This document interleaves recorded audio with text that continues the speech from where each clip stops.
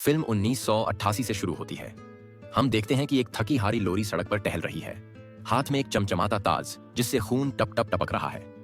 लोरी अब ड्रामेबाजी शुरू करती है और कहती है कि लोग हमेशा कहते थे कि मेरा दूसरा नाम है डेथ यानी श्राप, और एक दिन या तो मैं मारी जाऊंगी या किसी को मारकर खूंखार कातिल बन जाऊंगी। और देखो ये सब सच हो गया। ये क्यों बोल रही थी और इसके साथ क्या हुआ, ये जानने के लिए कहानी 2 दिन पीछे सरकती है और हमें लोरी का स्कूल दिखता है, जहां प्रॉम नाइट की धूमधाम तैयारियां चल रही थीं। लोरी ने भी प्रॉम क्वीन के लिए अपना नाम दे डाला था। उनके अलावा 5 और धांसू उम्मीदवार थीं, जिनमें स्कूल की सबसे चकाचक लड़की टिफनी और उसका पूरा गैंग, जिसे वुल्फ पैक के नाम से जाना जाता था, शामिल था। जैसे लोग वुल्फ पैक से थर थर कांपते थे, वैसे ही पूरे स्कूल को उनके गैंग से डर लगता था। आखिरी उम्मीदवार थी क्रिस्टी, जो स्कूल और टाउन में छोटे मोटे ड्रग्स बेचकर चांदी काटती थी, जिसके चलते वो भी बदनाम थी। प्रिंसिपल को भी वो ज्यादा पसंद नहीं थी। अब हमें लोरी की क्लास दिखाई जाती है, जहां टीचर सबके भविष्य पर गपशप कर रहा था। लोरी बताती है कि वो एक धुरंधर लेखिका बनना चाहती है। ये सुनकर टिफनी का पूरा गैंग उसका मजाक उड़ाने लगता है। टीचर उन्हें चुप कराता है, लेकिन वो लोग ताने मारते हैं कि उसकी माँ ने उसके पापा को ढिशूम ढिशूम कर मार डाला, वही कहानी लिखेगी। टिफनी के दोस्तों के ये तीखे ताने सुनकर लोरी की दोस्त मेघन का पारा चढ़ जाता है और गुस्से में वो अचानक अपना हाथ मेज पर दे मारती है और एक तगड़े चाकू से उसे काट देती है, जिससे खून की धार बहने लगती है। पूरी क्लास डर के मारे कांप जाती है। दरअसल मेघन ने यह तमाशा लोरी के लिए बदला लेने के लिए किया था। सब डर गए थे, तो अब वो उनका मजाक उड़ा रही थी। ये देखकर प्रोफेसर मेघन को क्लास से बाहर खींच ले जाता है और हमें पता चलता है कि प्रोफेसर टिफनी का बाप है। क्लास खत्म होने के बाद लोरी उस रेस्तरां में जाती है जहां वो वेट्रेस की नौकरी करती थी। उसे चिढ़ाने के लिए टिफनी का पूरा गैंग वहां आ धमकता है। टिफनी अपने एक दोस्त को भी लाई थी, और जब लोरी खाना परोसती है तो लगता है कि लोरी और उस लड़के के बीच कुछ लटके झटके चल रहे हैं। रात होती है और दिखाया जाता है कि टिफनी की माँ ने प्रॉम नाइट के लिए टिफनी के लिए डिजाइनर ड्रेसेस लाई थीं। उसी वक्त उनके पापा में अपनी बीवी को बताते हैं कि वो किसी काम से बाहर जा रहे हैं। जैसे ही वो निकलते हैं, लोरी की एक दोस्त वहां आ धमकती है, जिसके पास प्रॉम नाइट के लिए कपड़े नहीं थे और वो लोरी से उधार मांगने आई थी। दूसरी तरफ ड्रग्स बेचने वाली क्रिस्टी अपने एक कस्टमर को माल देकर लौट रही थी। तभी उसे लगता है कि कोई उसका पीछा कर रहा है। पीछे मुड़कर देखती है तो एक लाल गाउन में एक बंदा था, जिसने अपना चेहरा छुपाया था।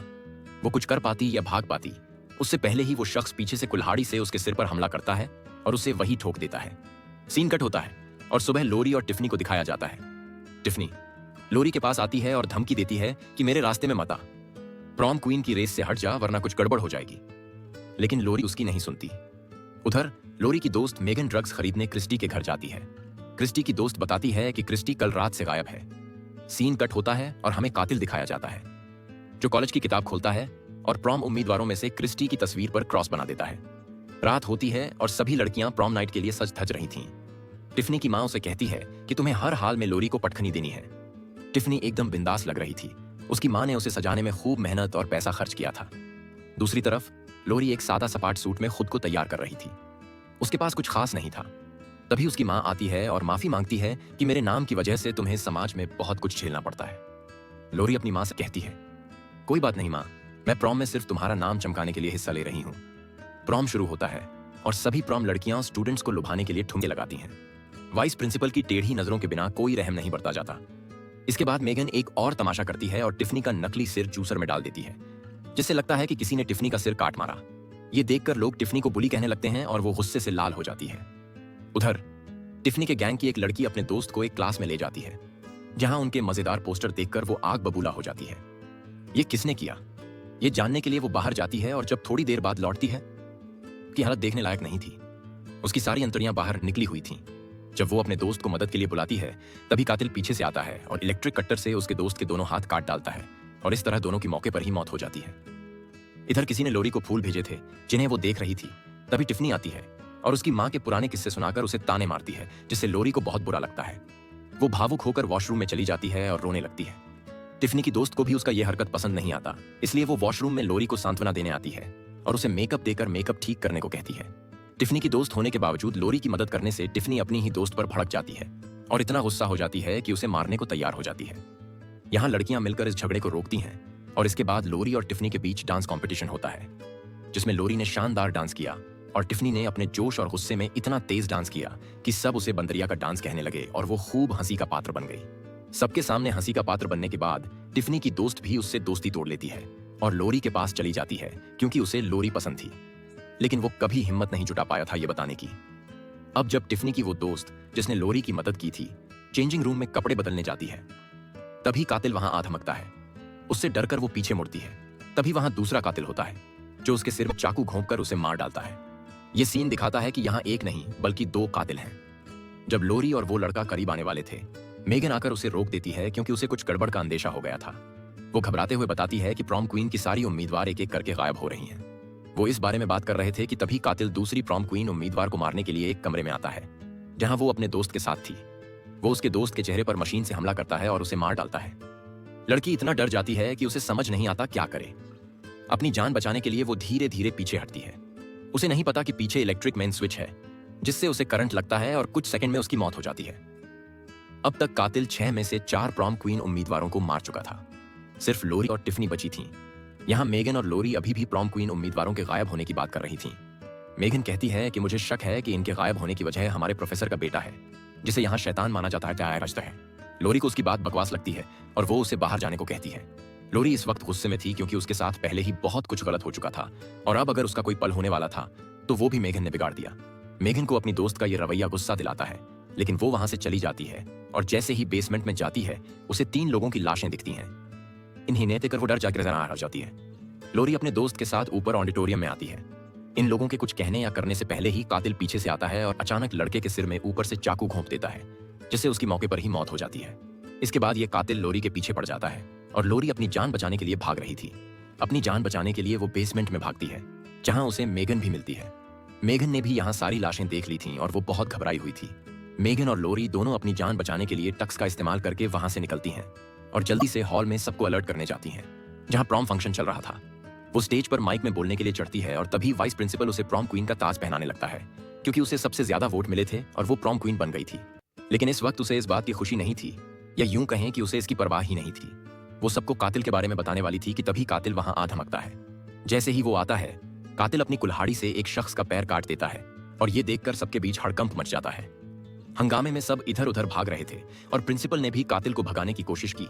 तभी कातिल गुस्सा हो जाता है और वो प्रिंसिपल का हाथ काट देता है। इसके बाद वो लोरी के पीछे पड़ जाता है। लोरी को बचाने के लिए उसकी दोस्त मेगन कातिल को पीछे से पकड़ लेती है और जब कातिल मेगन को मारने वाला होता है तभी लोरी तेजी से पलटती है और अपने ताज को कातिल की आंख में घोंप देती है जिससे उसे बहुत दर्द होता है और वो वहीं ढेर हो जाता है। इन लोगों को कातिल का चेहरा देखने का मौका मिलता है। ये कोई और नहीं बल्कि उनका प्रोफेसर टिफनी का बाप था। टिफनी की माँ, जो इस स्कूल में भी प्रोफेसर थी, अपने पति को यहाँ देखकर हैरान हो जाती है और पूछती है कि तुमने ऐसा क्यों किया। तब प्रोफेसर कहता है कि हम दोनों चाहते थे कि सिर्फ हमारी बेटी प्रॉम क्वीन बने क्योंकि लोग हमेशा विजेताओं को याद रखते हैं, इसलिए मैंने बाकियों को ठिकाने लगाने का फैसला किया। थोड़ी देर बाद पुलिस आती है और प्रोफेसर को गिरफ्तार कर लेती है। मेगन, जो इस वक्त घायल थी, उसे हॉस्पिटल ले जाया जाता है। पुलिस टिफनी को उसके घर छोड़ने जाती है।